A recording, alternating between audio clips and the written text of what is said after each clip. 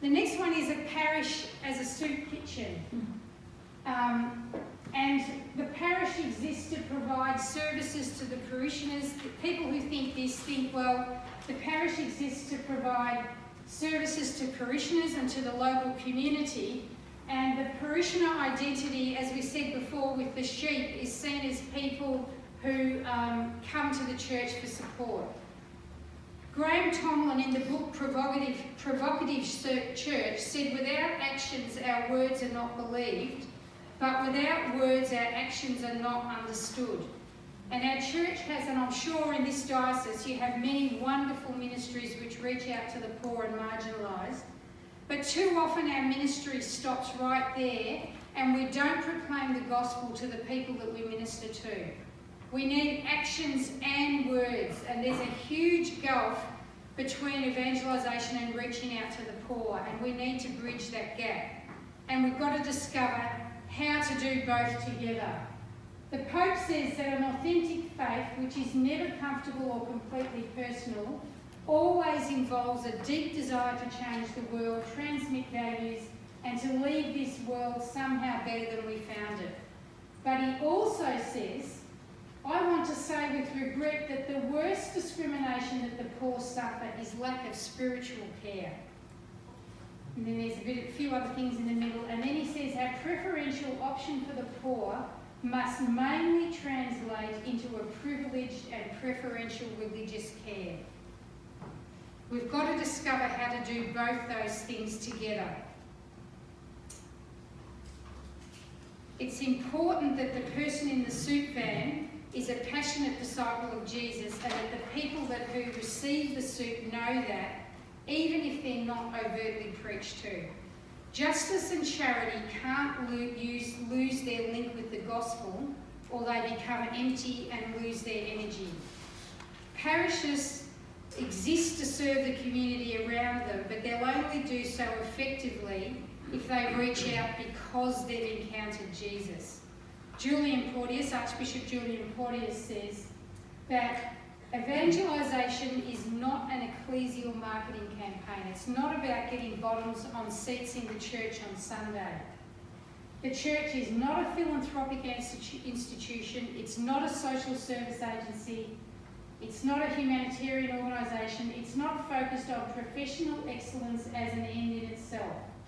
The church does what she does because knowing Jesus Christ has so altered her approach to human life that she's inspired to self-sacrificing love and an orientation towards the poor and needy.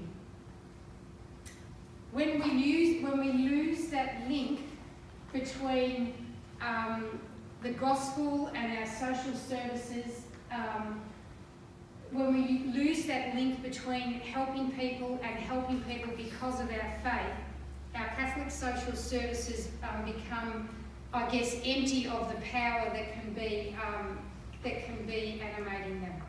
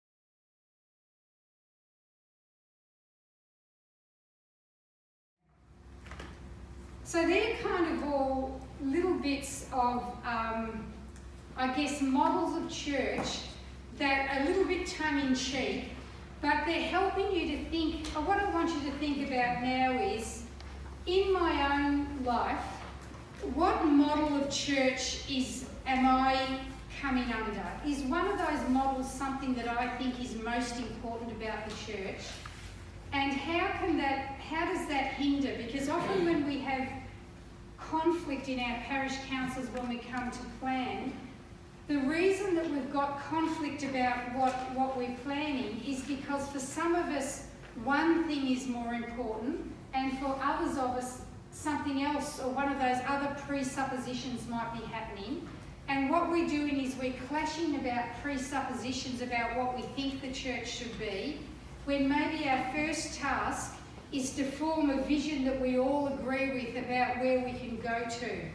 And often these kinds of subconscious things that happen in the back of our minds are things that stop us from going forward. So what I'd like you to discuss in your groups a little bit is, do you see echoes of these models operating in your own mindset or people in your parish community? And remember and share an incident when conflict arose because of different models or understandings of the church in your parish community. And I can tell you one little story just about my own life. You know, I go around talking about all this stuff, but yet I live in a parish called St John's in Mitcham, and I've always worshipped down at St James in Vermont. And St James was originally going to be its own parish. We've got a presbytery there that's never been lived in by a priest. Quite a nice church, mass centre that's part of the school. And we've always been attached to St John's in Mitcham. And recently we had a bit of a mini hurricane blow through our parish, just a little part of that area, and the roof came off St James, and they talked about closing it. And I was up there, right up with the rest of them, saying you can't close St James. And yet, for our parish, the best thing would be if St James was closed, to be perfectly honest, to concentrate everything on St John's, and you know, to keep the school open but not have mass on Sunday there, and then the priest could get around all of the masses in the parish. We wouldn't have to have supply every weekend. And we've got a great community at St James, and actually in the few months when they were putting the roof back on, we all went up to St John's and we introduced them to couples after mass. We have, you know, we did the music for one of the liturgies there, and we were able to actually contribute something to the bigger parish. But I was up there with the rest of them. You can't close St James down. So I'm saying all this stuff, and I know how hard it is when it's something of yours that's really valuable to you, that they're talking about saying maybe we need to lose this for the sake of the mission. So just have a little bit of a chat about those things in your parish.